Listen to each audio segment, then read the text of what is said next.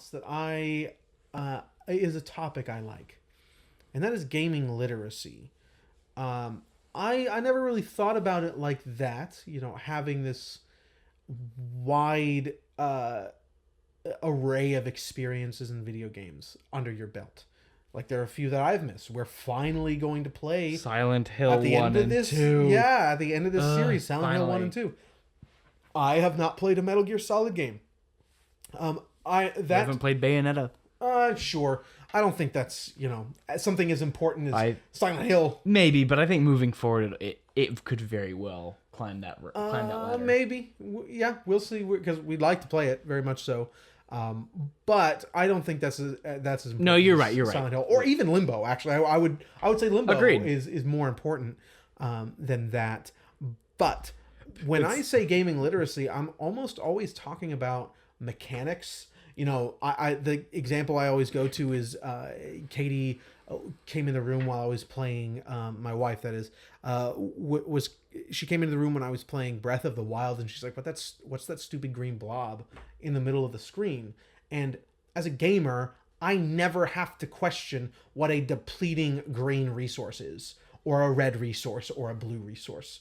I know what those things are. I know what, typically, with few exceptions, what button will shoot, how to run, how to crouch.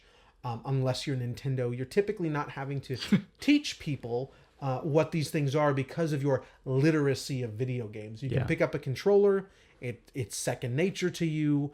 The only thing that as a I guess literate gamer that you might have to get used to is picking up a Nintendo controller to an Xbox controller. Sure, it takes a couple presses to remember. Oh, A and B are switched. Yeah. But yeah, having there's definitely we need lexicon the right word? Having an expansive lexicon? I don't think so. Okay, I mean, a canon, that'd be closer. Like, I think of the Western literary canon. What is lexicon? What does that mean? Think dictionary, kind of. Okay. Yeah, think more like dictionary. I guess then what I was saying a moment ago would be more appropriate for that. Like maybe the endurance bar. I don't know. We could maybe find a way to talk about it usefully, because we talk about it enough, But I think there is the idea of so there's the Western literary canon, Moby Dick, the Don Quixote. Yeah, I don't typically talk about that. That's interesting, and I would put Limbo in there. Yeah, and it's like, what is the gaming canon? What is the gaming canon? And it's never going to be a static list. Like, even with books, it's never a static list. Everybody's gonna have their own opinion, but we've talked about maybe doing episodes on something like that. Like, what is the canon? So we can touch on it. There are things that are in everyone. Shakespeare. Yeah. Shakespeare, Moby Dick. Those things will be in everybody's literary canon. Yeah. You know what I mean? Western literary canon. What is something that would be just one game or developer that would be in every canon? Super Mario 64. Oh yeah. Easy. Yeah, That's the answer. Duh. Yeah, Stupid idiot. I didn't ask that dumb question. Yeah, I think that's that game is still so good. Yeah, and I played it last year and had fun with it. Yeah, so much fun with it. Unlike anything from the PlayStation 1, aside from Final Fantasy games, 2D stuff. This was one of the first 3D platformers that did not use tank controls, and is still stellar. I don't get it. Yeah, it doesn't make sense how good it is. It's seemingly impossible. Yeah. To be as good as Mario 64. Yeah, and there are games that, of course, I like more that are better than Mario 64, but to be as good as Mario 64 when you come out today is seemingly impossible. Yeah, it's incredible and as influential. I don't know if I'm illustrating that point very well, but for something to be as, I don't even mean influential, something that comes out today that you it's just that fun, that can be and feel as good in 25 years. That's a testament, man. What could it be that comes out today? I don't know. I mean, but there are some others that I'd say would probably be on everybody's list. That are Final Fantasy 2. Don't say those words. No, but I mean, Dragon Age 1 probably would be interesting because it was the first game to do that. Please, nobody say. In fact, whoever decides that Ocarina of Time should be on that list, please look in the description, join our Discord, and let us argue. Let's have a conversation. Actually, if we're talking about the canon, I think I might put it in there because of what it did at the time, not because of what it is today. Yeah, but what it did at the time was completely overshadowed less than a year later.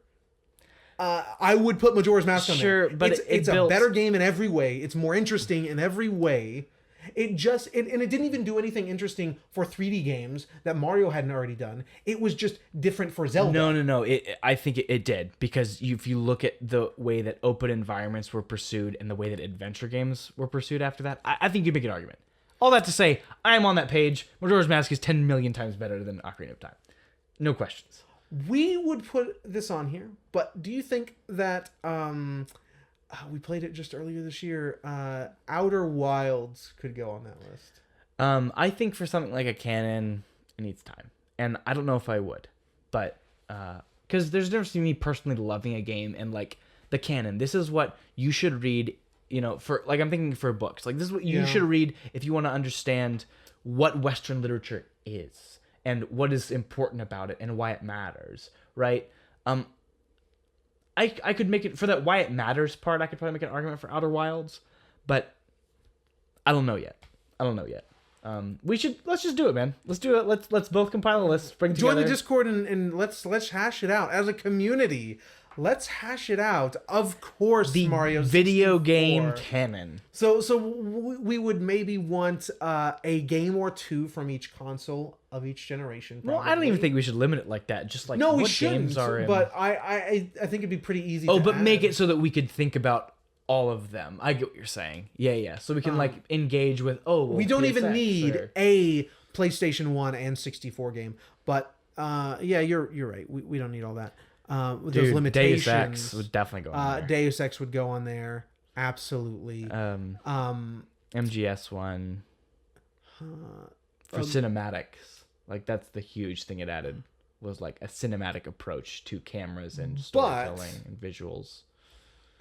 Sure, it did all those things. So I don't even know if we would probably have to whittle down a definition, because from everything you've told me about the Metal Gear Solid series as a whole, and this is a very odd choice for me,